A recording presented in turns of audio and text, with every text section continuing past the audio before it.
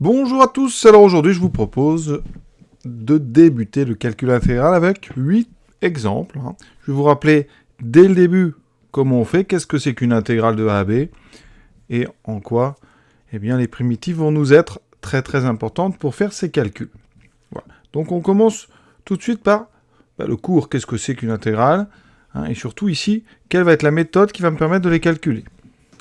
Il nous faut une fonction continue, donc sur un intervalle. D'accord? Alors, si vous avez une fonction dérivable, vous savez qu'elle est continue. Et il vous faut deux réels de cet intervalle, A et B. A peut très bien être plus grand que B, il n'y a pas d'importance ici. Ce qu'on va appeler l'intégrale de A à B de la fonction f, et qu'on va noter avec un drôle de symbole, mais ça s'explique après, quand on fait des calculs d'air. Ici, c'est un grand S, en fait, avec en bas une borne du bas, et en haut, une borne du haut. Et après, au milieu de ce symbole, on écrit donc l'expression f de x, dx, ou alors, et là on parle de variable muette, ici, ce que vous mettez à l'intérieur du f, la lettre n'a pas d'importance, on peut la changer. Si vous préférez t, vous mettez t, de toute façon, par le calcul qu'on va faire ici, elle n'apparaît plus à la fin.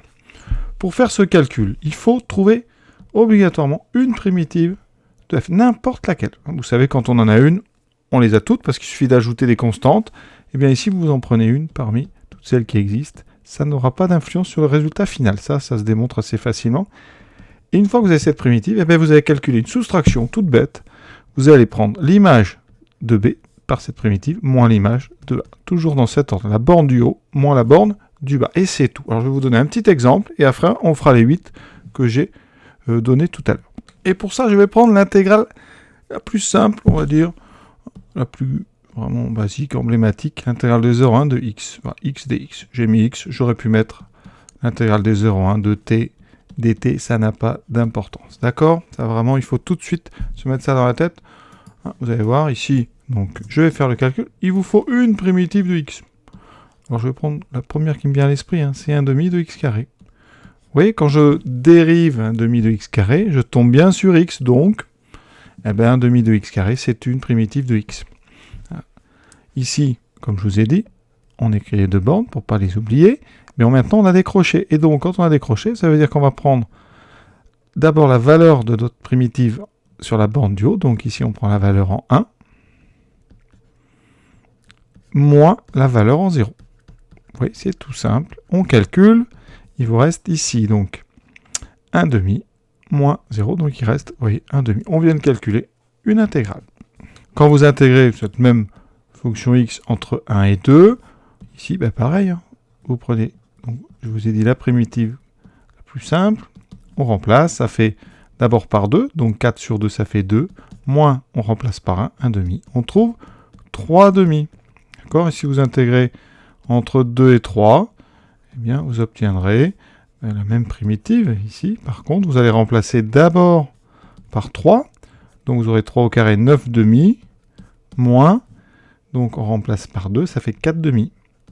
Il vous reste 5 demi. D'ailleurs, ici, ça c'est à l'origine d'une expression. Quand on est en classe prépa, vous savez qu'il y a une école qui s'appelle Polytechnique, son nom c'est X, quand on intègre, c'est-à-dire qu'on arrive à rentrer dedans, quand on intègre cette école entre la première et la deuxième année, on dit qu'on est en 3, on l'a intégré en 3 demi. D'accord? Ça veut dire que les étudiants en général de prépa de deuxième année s'appellent des 3 demi, ceux qui intègrent entre la deuxième et la troisième année s'appellent des 5 demi. Voilà. Je ne sais pas si c'est vraiment la version exacte, mais en tout cas, ça m'a l'air d'être assez vraisemblable. Voilà. Alors maintenant, on va faire des calculs, donc les 8 que je vous ai donnés. Mais juste avant, dernière petite remarque que j'aurais peut-être dû faire un tout petit peu plus tôt, si je choisis une autre primitive, ici par exemple si je mets 1 demi de x carré plus 4, voilà, supposons. Quand je dérive, vous voyez, je tombe aussi sur x, c'est donc une autre primitive de x. Et bien quand on remplace par 2, puis ensuite par 1, et pourquoi je vais retrouver 3 demi? Parce qu'ici, vous allez remplacer par 2, donc vous trouverez votre 4 demi qui m'a donné 2. Vous allez mettre votre plus 4, voilà. Et vous faites pareil, vous remplacez après par 1. Mais vous aurez votre 1 demi fois 1, mais vous aurez votre plus 4. Et quand on enlève les parenthèses, c'est-à-dire qu'on distribue, vous voyez bien que, en fait, ici, la constante que vous avez mis, comme elle est des deux côtés, il y a un moins entre les deux, elle s'annule. Donc, vous pouvez mettre n'importe quelle constante, elle va disparaître. Voilà. intégrale de 1 à 3 de 3x plus 2 dx. Donc, il me faut une primitive de 3x plus 2 sur intervalle 1, 3. Vous voyez, 3x plus 2, bon, on va pas justifier à chaque fois, c'est continu ici, hein, d'accord? Il n'y a pas de problème de définition. Donc, il faut trouver une primitive. Alors, on a appris, hein, on a travaillé les primitives longtemps avant d'arriver là. On sait que 3x, une primitive, c'est 3 fois une primitive de x, donc 3x2 sur 2, plus une primitive de 2 qui est 2x, vous voyez, entre 1 et 3. On remplace d'abord par 3, donc 3 fois 3 au carré, 9 sur 2, plus 2 fois 3, 6, moins, on remplace ensuite par 1, donc 3 fois 1 sur 2, donc 1 au carré, ça fait 1, plus 2. 3 fois 9, 27 demi, plus 6, moins 3 demi, plus 2. Alors, il y a toujours des calculs de demi, en général, de fractions, parce que les primitives des fonctions puissance, hein, il y a des petites divisions qui arrivent. Alors, comment faire ça? 27 moins 3, ça fait 7 moins 3, donc 4. Donc, vous êtes sur 24 demi, donc j'ai un 12 ici. Alors, on va peut-être le faire doucement. Voilà. Donc, 27 demi moins 3 demi, je vous ai dit que ça faisait 12. 12 et 6, 18 et 2... pardon. J'explique peut-être en détail. Quand on enlève les parenthèses, 27 demi plus 6, moins 3 demi, moins 2. 27 demi moins 3 demi, 24 demi qui fait 12.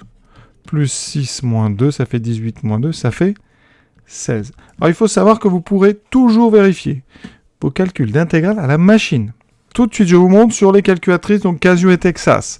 Sur une Casio, option, vous appuyez ici, calcul CALC, j'appuie sur F4. Ensuite, au-dessus de F4, vous avez un symbole ici, c'est l'intégrale dx, on valide. Et vous avez jusqu'à remplir les 3 cases, donc je remplis alors ma fonction, donc 3x, le x de la variable, plus 2, ensuite j'ai rempli l'expression, je descends. Maintenant, je remplis la borne du bas, et ensuite je monte, je remplis la borne du haut, j'appuie sur exécuter, 16, c'est exactement ce que j'ai trouvé. Texas, vous allez dans maths, vous appuyez, et donc ici, ça va être à trouver. Vous allez ici maths, vous descendez. Parce que là, il n'y a pas un petit menu calcul, hein. Vous descendez, nombre dérivé, et vous voyez, intégrale fonction. On le voyait déjà, mais c'était pour vous le montrer, c'est le 9, j'appuie, et vous avez tout. Il y a tout à remplir. Donc ici, intégrale de 1. Alors on commence par borne du bas, puis celle du haut. L'expression 3x plus 2. Et vous avez besoin de préciser la variable. Vous rappuyez sur X, entrée, ça donne 16. Alors maintenant, évidemment, ce qu'il faudrait faire, c'est que vous mettez pause, puis vous essayez de faire le 2. Moi, je vais le faire. Donc, intégrale de 0 à 4 de x carré plus 2x dx. Donc, première étape.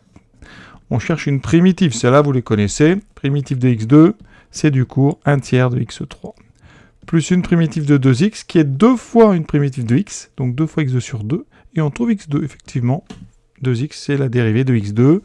Vous pensez bien réécrire les bornes, et vous remplacez. On remplace par 4. 1 tiers fois 4 au cube. Alors 4 fois 4, 16 fois 4, 64, plus 4 au carré, 16, moins la valeur en 0.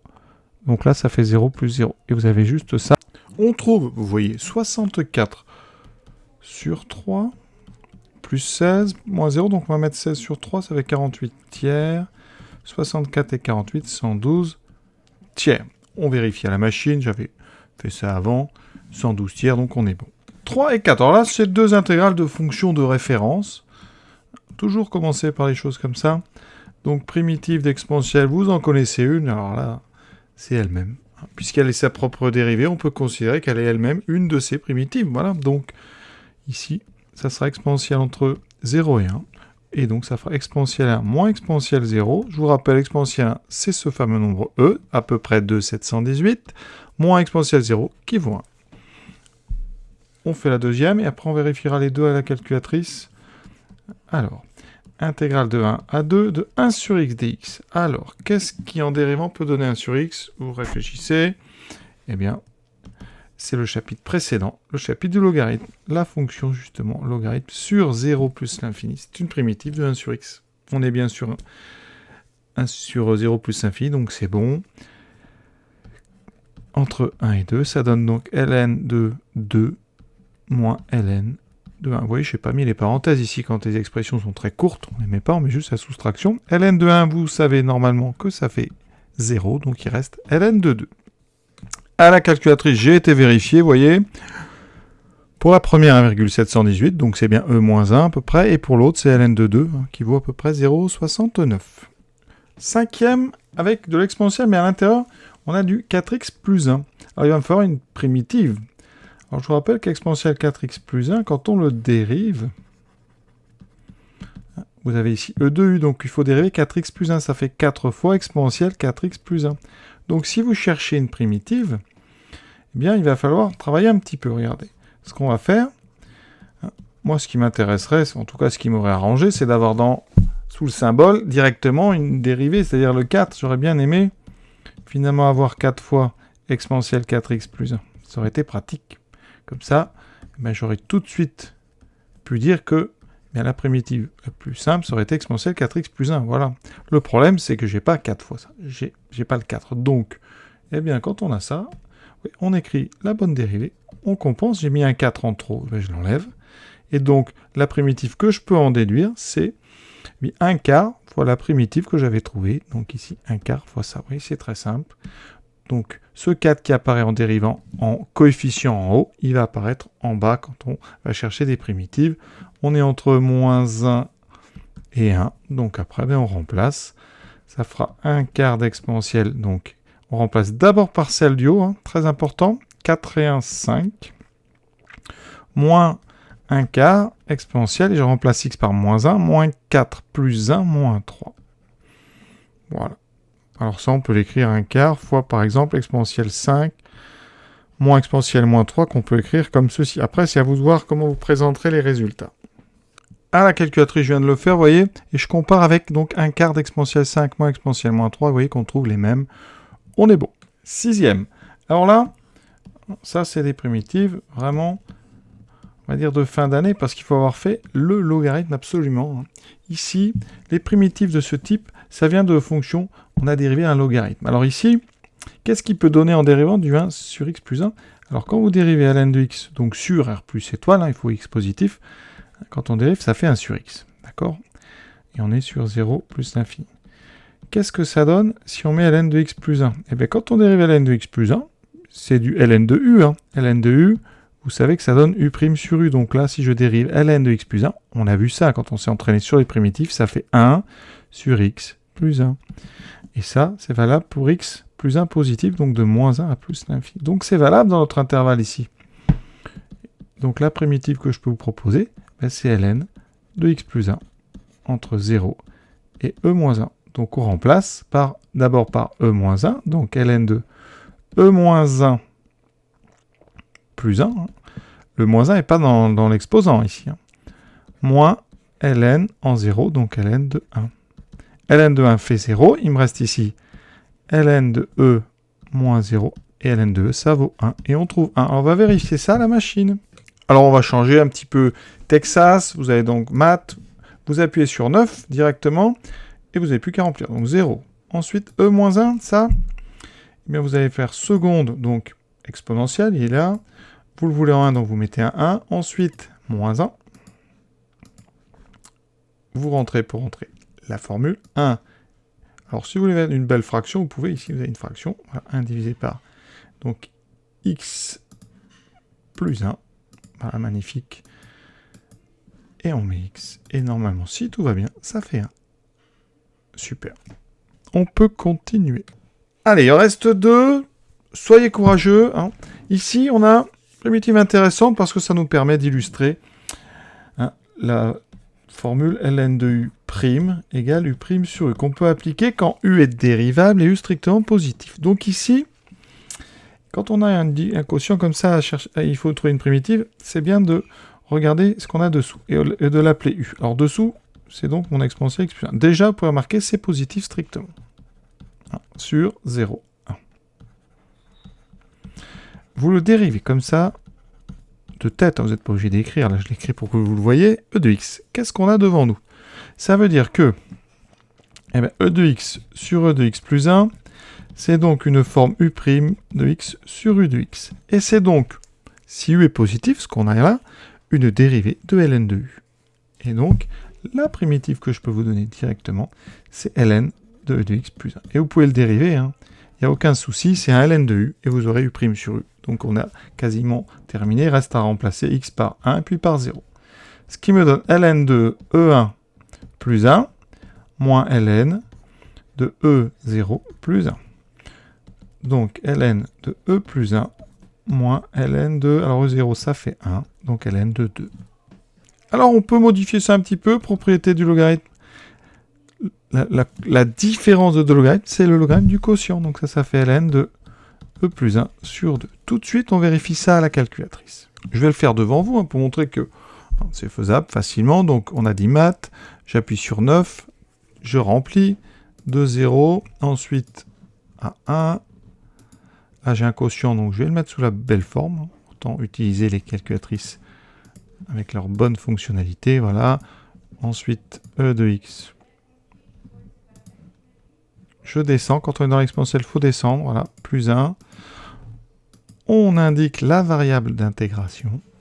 On valide. Alors là, je ne vais pas trouver exactement le résultat, hein, parce que j'ai trouvé un logarithme un peu bizarre, donc je vais le rentrer, ln de...